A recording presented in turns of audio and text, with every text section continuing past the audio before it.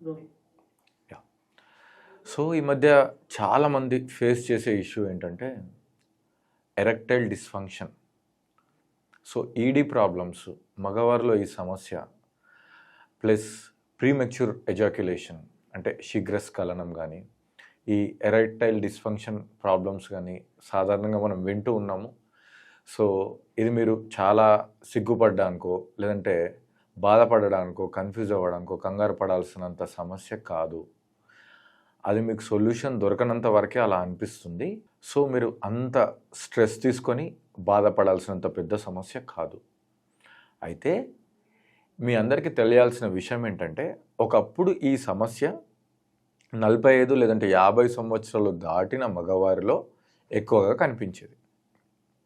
ఇప్పుడు 20, 25 years just 30 years ఉన్న వాళ్ళలో కూడా ఈ ప్రాబ్లమ్ చాలా ఉంది. సో, మీరు కావాలంటే ట్రై చేయండి. దీనికి ఎట్లాంటి మెడిసిన్ ఉండదు.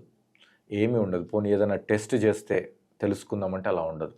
ఓకే, స్పర్మ్ కౌంట్ తగ్గింది అని అంటే అది టెస్ట్ రూపంలో తెలుస్తుంది. దానికి వేరే ప్యాటర్న్ మెథడ్స్ ఉన్నాయి. సో, ఈ ఎరెక్టైల్ డిస్‌ఫంక్షన్ ప్రాబ్లమ్స్‌కి ప్రధాన కారణము లైఫ్ స్టైల్ లేదంటే స్ట్రెస్. ఒక్కసారి చెక్ చేసుకోండి. మీ లైఫ్‌లో విపరీతమైన స్ట్రెస్‌లో ఉన్నారా? మీ లైఫ్ స్టైల్ అనేది ఒక పద్ధతి ప్రకారం లేదా చెక్ చేసుకోండి. ఈ రెండిటి మీద మీరు అసలు ఏమాత్రం ఫోకస్ చేసినా ఈ ఎరెక్టైల్ డిస్‌ఫంక్షన్ నుంచి ముందుగా బయటపడతారు. దాంతోపాటు యోగాలో కొన్ని రకాల సింపుల్ ప్రాక్టీసెస్ చేసుకోవడం వల్ల మనము ఎరెక్టైల్ డిస్‌ఫంక్షన్‌ని అధిగమించవచ్చు. ఓకేనా? సో, ఇందులో మనము ఒక 2 ప్రాక్టీసెస్ ఎరెక్టైల్ డిస్‌ఫంక్షన్‌కి చేసి దాని తర్వాత ఒక బ్రీతింగ్ ప్రాక్టీస్ కూడా నేర్చుకుందాం. దానివల్ల మన కాంబినేషన్‌గా చాలా రిలాక్స్‌గా, రిలీఫ్‌గా ఉంటుంది. సో, ఫస్ట్ ప్రాక్టీస్ వచ్చేసి ఎరెక్టైల్ డిస్‌ఫంక్షన్‌కి నౌకా చలనాసన. అంటే మనం పడవ నడుపుతాం కదా! ఈ ప్రాక్టీస్‌లో కూడా మనం పడవ నడిపే ఆసనాన్ని చేస్తాం. అది చాలా బాగా పనిచేస్తుంది. సో, ఒకసారి ఎలా చేయాలో చూడండి.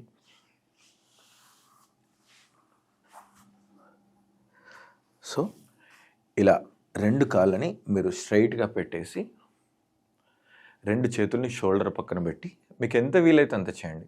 కొంచెం మెల్లిగా వెనక్కెళ్ళి శ్వాస తీసుకుంటూ వెనక్కెళ్ళి ఇలా శ్వాసను వదులుతూ ముందుకు రండి. శ్వాస తీసుకుంటూ వెనక్కి, శ్వాసను వదులుతూ ముందుకి. అలా వెనక్కి, ముందుకి, వెనక్కి, ముందుకి, వెనక్కి, ముందుకి. ఓకేనా? సో, ఈ విధంగా ఒక 20 సార్లు స్ట్రైట్‌గా చేసి దాని తర్వాత ఒకసారి రివర్స్‌లో చేయాలి. ఇది కూడా 20 టైమ్స్. ఒకసారి చూడండి. ముందుకి, వెనక్కి, ఎక్సేల్ చేస్తూ ముందుకి, ఇన్హేల్ చేస్తూ వెనక్కి, ఎక్సేల్ చేస్తూ ముందుకి, ఇన్హేల్ చేస్తూ వెనక్కి. సో, ఈ నౌకా చలాసన ఏం చేస్తుంది అని అంటే మన ఫుల్ బాడీని స్ట్రెచ్ చేయడమే కాకుండా ఆ జెనిటల్ ఆర్గాన్స్లో స్ట్రెంథైన్ చేస్తుంది. ఓకే, మీరు స్ట్రెస్ని ఓవర్కమ్ చేస్తూ మీ ఫిజికల్గా ఇలాంటి ఆసనాల్ని మీ బ్రీత్ సహాయంతో ప్రాక్టీస్ చేస్తే మంచి రిజల్ట్ ఉంటుంది. దీంతో పాటు మీ యొక్క స్టెమినా, బాడీ స్ట్రెంగ్త్ అనేది పెరిగే విధమైన ఆసనాలు చేస్తే కూడా మీకు మంచి రిజల్ట్ ఉంటుంది. ఎగ్జాంపుల్, మీరు పర్వతాసన మరియు ప్లాంక్ ఈ కాంబినేషన్లో ఉన్న ఈ 2 ఆసనాలని చేస్తే కూడా బాగుంటుంది. ఒక్కసారి చూడండి.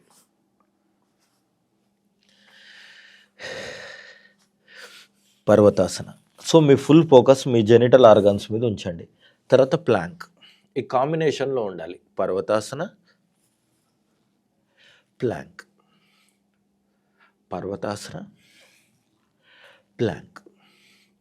సో, ఈ పర్వతాసన మరియు ప్లాంక్ ఆసనాన్ని కూడా మీ స్ట్రెంగ్త్, వ్రిస్ట్ స్ట్రెంగ్త్, మీ ఏజ్, మీ కంఫర్ట్ని దృష్టిలో ఉంచుకొని ఒక 5 సార్లు చేసి రిలాక్స్ అవ్వండి. లేదంటే 10 సార్లు చేసి రిలాక్స్ అవ్వండి.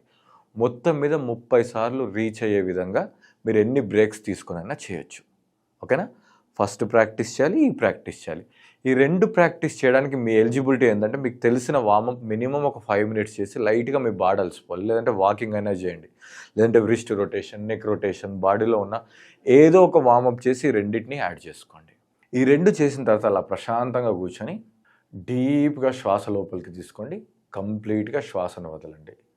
అయితే నార్మల్గా మీరు 24/7 అదే పని చేస్తున్నారు. ఇక్కడ మీరు శ్వాస తీసుకోవాలి, శ్వాస వదలాలి. మీ పూర్తి దృష్టి మీ జెనిటల్ ఆర్గాన్స్ మీద ఉండాలి.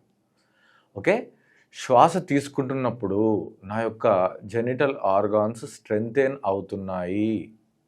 శ్వాస వదిలేటప్పుడు నా జెనిటల్ ఆర్గాన్స్లో ఉన్న ఏదైనా టాక్సిన్స్ కానీ ఏదైనా బ్లాకింగ్ ఫ్యాక్టర్స్ కానీ అవన్నీ రిలీజ్ అయిపోతున్నాయి అన్నట్టు ఊహించుకుంటూ 100 బ్రీత్స్ చేయాలి.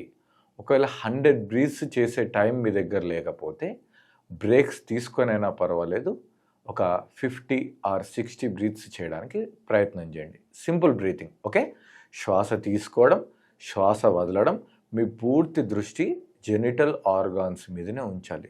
ఈ సింపుల్ బ్రీతింగ్ టెక్నిక్ ఆ జెనిటల్లో ఒక కొత్త ఉత్తేజాన్ని, స్ట్రెంగ్త్ని తీసుకొస్తాయి.